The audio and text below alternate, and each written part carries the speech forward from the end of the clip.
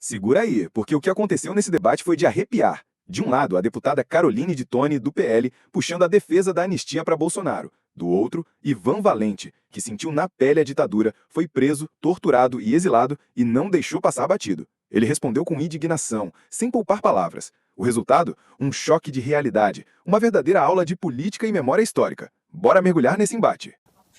Boa tarde a todos. Então, é um absurdo o que a gente está vendo no Brasil hoje. A gente percebe que, como existiu um golpe com pessoas desarmadas, sem comando, sem ordem, e nada mais foi do que uma baderna e com um dano público que esse sim tem que ser punido. Agora, comparar com o que aconteceu na história recente do país, no qual ontem completou, só para vocês terem noção, 56 anos do sequestro do embaixador americano, o que justificou, inclusive, a entrada dos militares no poder foi a ampla e baderna geral que aconteceu sim no país.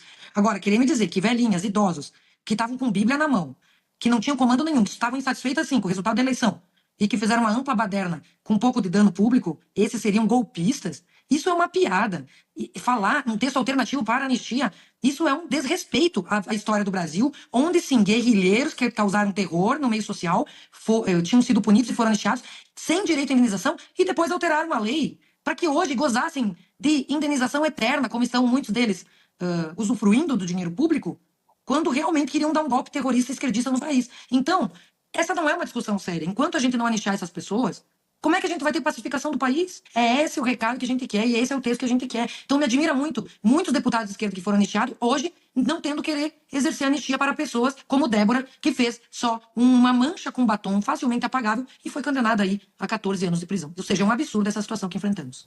Deputado Ivan Valente do PSOL, base governista, o governo vê com muita preocupação esse avanço e é claro que é contra, né, esse texto da anistia. Queria que o senhor explicasse o porquê, por favor. Boa tarde você, boa tarde a deputada Carolina. Bom, primeiro eu quero dizer que eu sou um anistiado político de 79, deputada Carolina. Vossa Excelência precisa ler história. História do golpe militar de 64, dos 30 mil torturados pela ditadura nos doicodes, que não são os que estão na papuda com almoço, café e janta, não. Era pau de arara, era geladeira, afogamento simulado. Vossa Excelência nem sabe o que é tortura, tá? Para começar. Segunda questão, não é verdade, entende? O que teve foi primeiro um golpe de Estado, adicional número 5, censura, tortura, condenações, perseguições, fechamento do Congresso. Se eu não tivesse lutado antes, Vossa Excelência não seria deputada. Sabe por quê? Não havia partidos políticos ilegais. Eu fui condenado a 3 anos, sabe por quê? Lutar 10 anos e condenado pela Lei de Segurança Nacional só para, porque eu queria organizar partidos políticos que a ditadura não permitia.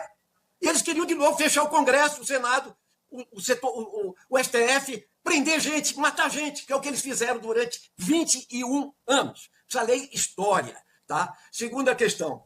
Esta proposta, ela foi chamada pelo jornal O Estadão, que é o mais conservador e apoiador do golpe de 64, de pornográfica, livrar o que seria um assassinato em massa. O Bolsonaro apoiou a tortura o tempo todo, a ditadura o tempo todo.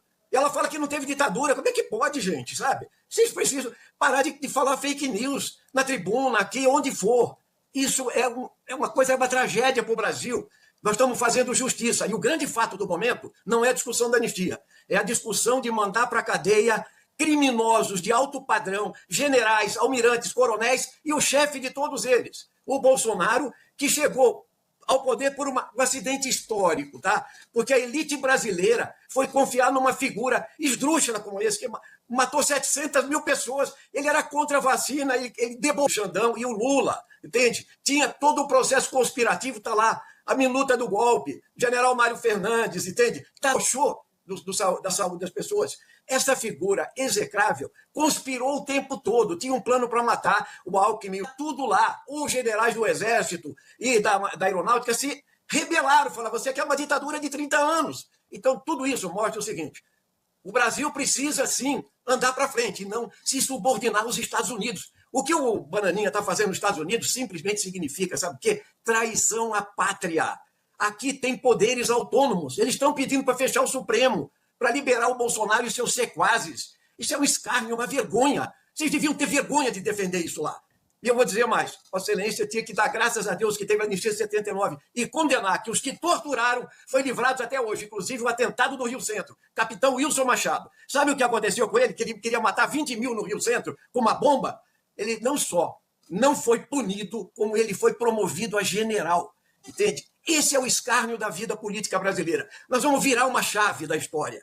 Nós vamos olhar para frente e vamos falar o seguinte: golpe de Estado, atentado ao Estado Democrático de Direito, defesa da democracia, não tem anistia para isso. Inclusive, já tem fixado na Constituição e nas últimas resoluções do STF. O que eles estão fazendo é uma agitação para paralisar o país. E a figura que está assumindo isso, que é o governador invernizado do bolsonarismo, o que ele queria passar para frente é o que ele era um moderado, mas ele já tem 2 carimbos no rosto. Sabe o quê? De entreguista e de golpista. E terá no futuro um na testa quando ele for candidato, que ele está, inclusive, passando a perna no Bolsonaro e nos bolsonaristas.